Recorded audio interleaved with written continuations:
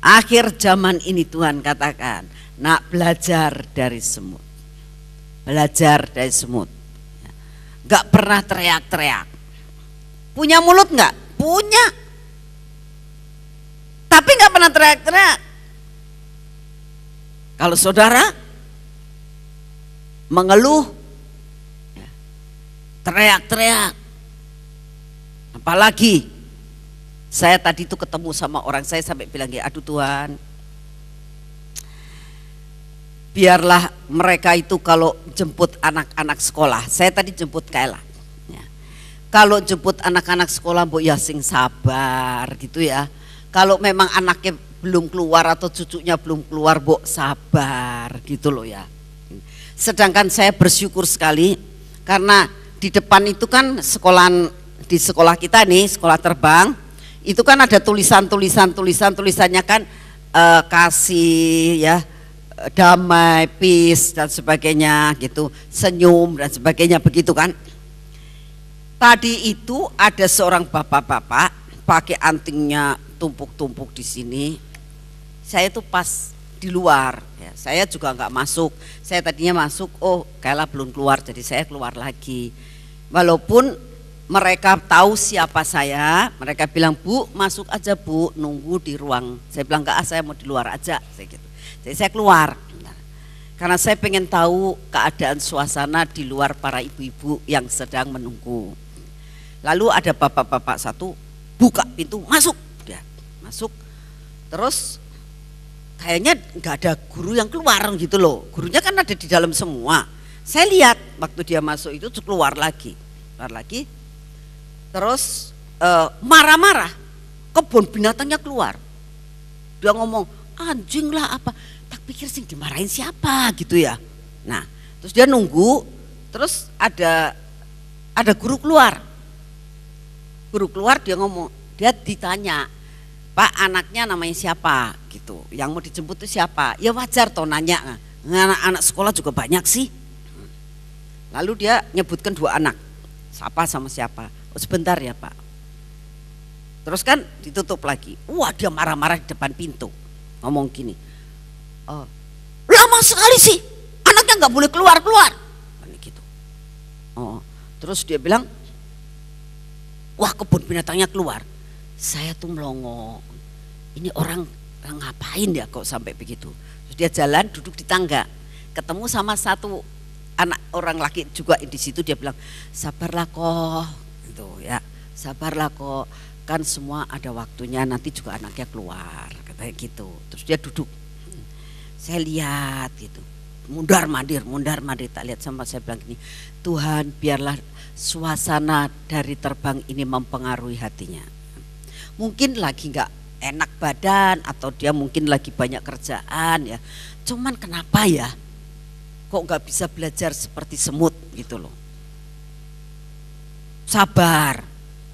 Saudara tahu semut itu kalau mau gotong ya, sebutir nasi saja, dimana kita makannya itu berbutir-butir nasi, dalam sekejap masuk di mulut kita. Tapi kalau namanya semut, hanya sebutir nasi, gotongnya mungkin ada 10 semut. Dimasukkan lubangnya kecil, digeser sini, digeser sana, digeser sini, sampai akhirnya bisa masuk. Kok bisa ada kerjasama yang begitu? Dan saya tidak pernah melihat semut itu lalu mau marah-marah sama yang lain. Kamu gak bisa bener sih kalau kerja gitu. Tapi mereka bisa unity loh. Sampai memasukkan akan sebutir nasi itu masuk ke dalam lubangnya. Kalau nggak percaya ya, suatu saat kamu belajar dari semut. Tungguin itu semut, duduk di lubangnya. Kamu akan menjadi bijaksana seperti semut. Kalau lagi marah kamu, aduh saya nggak mau marah lah, saya kalah sama semut. Kalau saudara mulai tidak bisa kerja sama satu terhadap yang lain, nggak bisa kerja sama sama suami, nggak bisa kerja sama sama istri, nggak bisa kerja sama sama anak-anak. Kalau lagi kerja kelompok selalu nyalahkan orang ya, ingat, oh semut itu tidak pernah begitu loh. belajar dari semut, kata Tuhan. Saya sedang merenungkan, Tuhan, akhir zaman ini masa manusia suruh belajar sama binatang? Sebetulnya agak kualik, tapi firman Tuhan tidak pernah kualik. Karena Tuhan tahu semut itu bijaksana. Manusia ciptaan Tuhan seringkali kurang bijaksana. Ayo belajar kita. Itu hal yang pertama. Jadi untuk mencapai garis finish ya, perlu perjuangan. Perjuangannya adalah belajar dari semut. Perjuangan. Bekerja keras. Belajar seperti semut.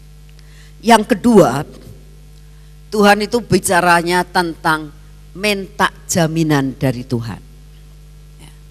Jadi berdoa sama Tuhan, Tuhan beri aku jaminan sampai garis akhir. Minta jaminan sampai garis akhir. Lalu saudara mengatakan begini, maksudnya jaminan itu apa? Saudara tahu? Saudara pernah mengerti tentang bank garansi? Ya, ada yang tahu, ada yang tidak ya. Saya kasih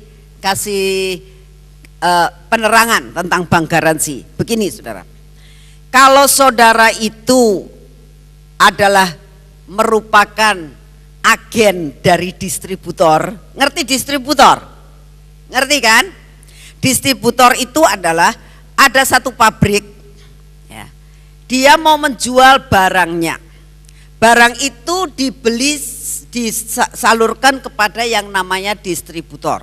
Lalu distributor ini dia itu memberikan kepada agen-agen, lalu agen-agen ini, toko-toko itu menjual eceran kepada konsumen, ya, kepada setiap kebutuhan masyarakat. Yang namanya distributor ini kalau dikasih barang itu enggak bisa bayar cash. Ya. Jadi caranya utang 1-2 bulan baru dibayar. Lalu pabrik ini ngomong, aku minta jaminan. Gitu. Kamu enggak usah bayar dulu, tapi kamu harus memberi yang namanya jaminan. Yang namanya bank garansi. Nah, saudara, untuk bank garansi itu ada sebuah surat yang diterbitkan oleh bank. Kalau sampai si distributor ini tidak bisa bayar kepada pabriknya, itu surat bisa diuangkan ke bank, langsung bank akan membayar kepada pabrik. Jelas ya? Nah, sekarang bagaimana bank itu bisa mengeluarkan yang dinamakan bank garansi?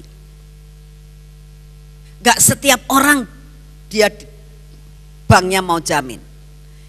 Yang pertama, dia harus sebagai seorang pengusaha yang bisa dipercaya. Satu. Kedua, ya, orang ini harus menyerahkan jaminan kepada bank dengan cara sertifikatnya atau mobilnya buat jaminan. Sehingga kalau sampai dia nggak bisa bayar, bank bisa nyita rumahnya. Sesudah atau dia harus punya deposito, itu dipakai jaminan. Bahwa aku mau jamin kamu kalau kamu bisa dipercaya. Dan kamu memang bonafide, artinya bisa dipercaya dan kamu itu betul-betul mau bayar. Lalu bank ini mengeluarkan yang namanya bank garansi dan bank garansi itu diserahkan kepada pabrik. Lalu saudara mengatakan, ini Ibu Nani ini cerita apa? Maksudnya begini saudara. Bagaimana tadi kan kita minta jaminan Tuhan, ya kan? Artinya begini, bagaimana Tuhan itu bisa menjamin kamu kalau Tuhan gak kenal? Bank tidak mungkin mau menjamin seseorang pengusaha kalau dia tidak kenal. Betul? Yang pertama kamu harus kenal siapa Tuhanmu dan kamu harus dikenal sama Tuhan. Caranya gimana Bu dikenal sama Tuhan? Terima Yesus sebagai juru selamat.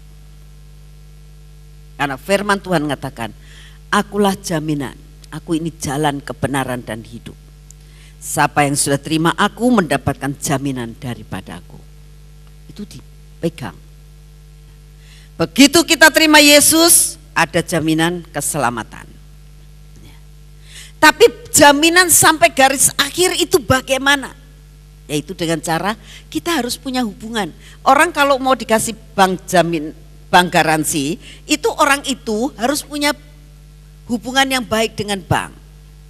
Setiap kali punya uang ditaruh di bank, dipercayakan sama bank ya. Punya uang lagi taruh di situ, punya uang lagi dideposito di situ. Sehingga bank ini merasakan, wah ini orang baik. Saudara harus punya deposito di surga. Bu, caranya deposito di surga bagaimana? Saudara punya bank surga. Bank surga akan menjamin hidupmu. Dengan cara apa? Setiap kali kamu nabung. Bagaimana cara nabung? Nyembah Tuhan. Penuhi cawan doamu. Penuhi penyembahan dan pujian. Penuhi semuanya itu dalam hidup kamu. Nyenangkan hati Tuhan. Inilah yang namanya kita punya hubungan dengan Tuhan.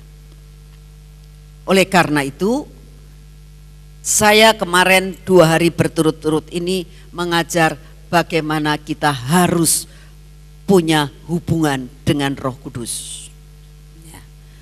Saya berharap kalian ini punya hubungan dengan Roh Kudus. Ya. Karena saat-saat ini sangat dipentingkan, kemanapun kamu pergi, itu perlu Roh Kudus. Punya hubungan dengan Roh Kudus.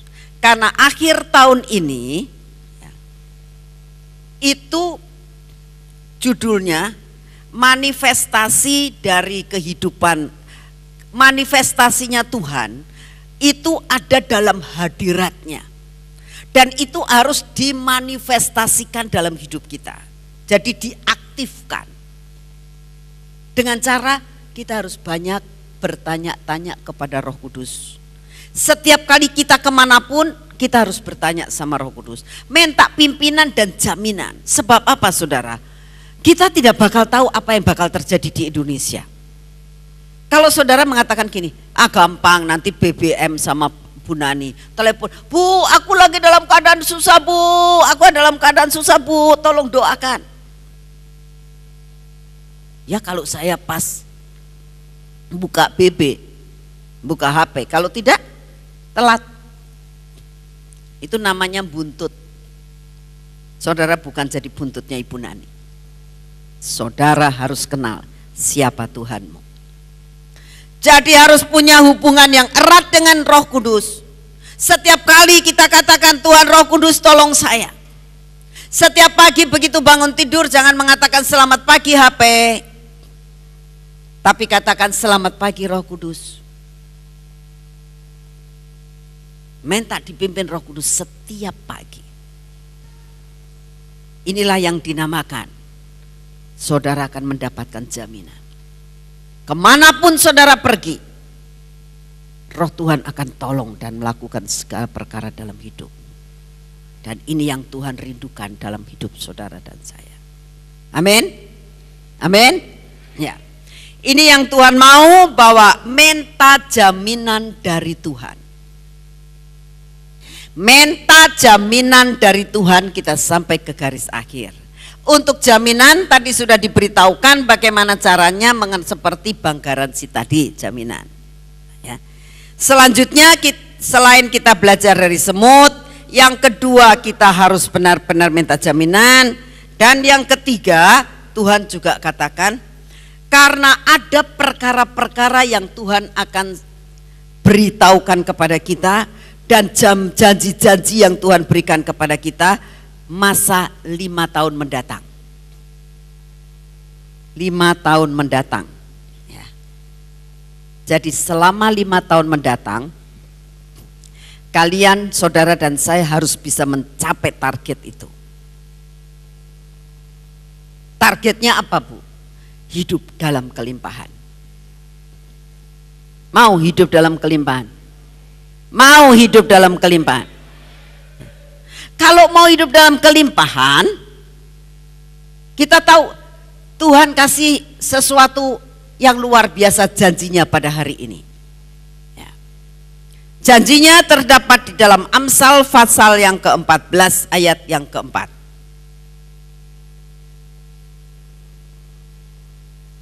Janjinya terdapat dalam Amsal pasal yang 14 ayat yang ke-14. Saudara, saya bahas ini sedikit pada saat di retreat di Serpong.